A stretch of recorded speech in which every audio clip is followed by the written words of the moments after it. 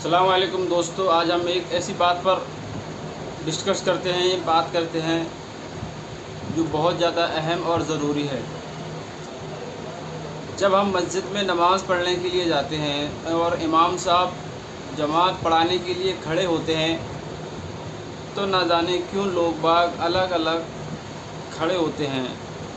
मैं आपको बता दूं कि किताबों में रिवायत है, हयातुस सहाबा में ये रिवायत है कि अल्लाह के नबी सल्लल्लाहु अलैहि वसल्लम जब नमाज़ पढ़ाने के लिए खड़े होते थे तो ख़ुद मुक्तदियों को कंधे से कंधा मिलाकर खड़ा किया करते थे और फरमाया करते थे कि तुम आपस में मिल कर खड़ा हुआ करो।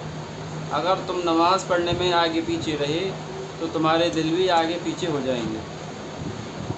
और बहुत कसरत से ये रिवायतें हैं कि अल्लाह के नबी सल्लल्लाहु अलैहि वसल्लम नमाज़ पढ़ने से पहले लोगों को मिलाते थे। और हज़रत अबू बकर के बारे में भी आता है कि जब भी वो नमाज़ पढ़ने के लिए मिंबर यानी कि मुसल्ले पर जाते, उससे पहले वो लोगों के पास जाते, यानी जो मुक्तदी हैं उनके पास जाते और उनको कंधे से कंधा मिलाकर खुद खड़ा करते। अगर लोग आगे पीछे होते तो खुद सीने पर हाथ रखकर, कमर पे हाथ रखकर उनको सीधा करते। असल में ये सारी चीज़ें निकलती जा रही हैं। इमाम साहब जब नमाज़ पढ़ाने खड़े होते हैं और वो कहते हैं मोबाइलों को बंद कर लो और कंधे से कंधा मिला लो, लेकिन मुक्तदियों पर इनका कोई असर नहीं होता। ना तो मोबाइल ही बंद किए जाते हैं और ना ही कंधे से कंधा मिलाकर नमाज़ पढ़ी जाती है। और इसी वजह है शायद कि लोगों के दिलों में नफ़रतें दूर होती मोहब्बतें दूर होती जा रही हैं, नफ़रतें बढ़ती जा रही हैं।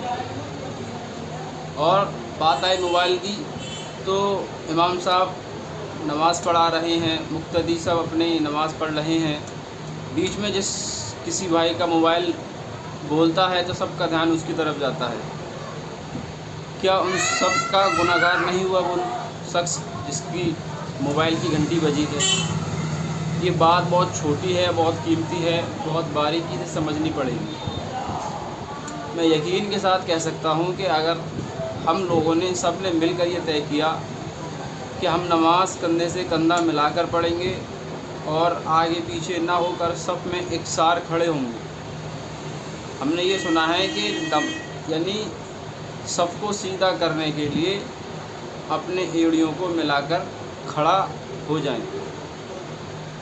और सहाबाओं के बारे में ये आता है कि वो इतना मिल कर खड़ा होते थे कि उनके जो बाजू होते थे, आस्तीन होते थे, जो गुर्दे होते थे, वो मिल कर खड़े होने की वजह से घिस जाया करती थी, फट जाते थे।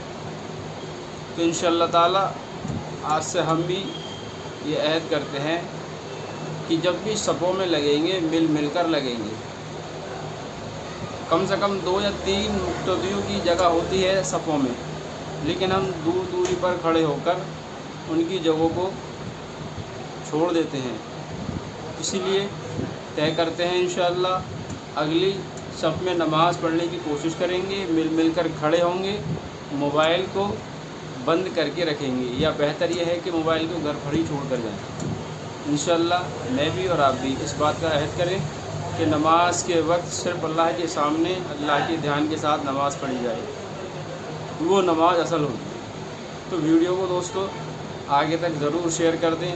अगर ये आपके काम की नहीं है तो हो सकता है किसी ऐसे शख्स के ये काम आ जाए जो इस पर अमल कर ले, बल्कि दीन मोबाइलों से नहीं लेकिन हर एक तक इस बात को पहुंचा दें। अस्सलाम वालेकुम।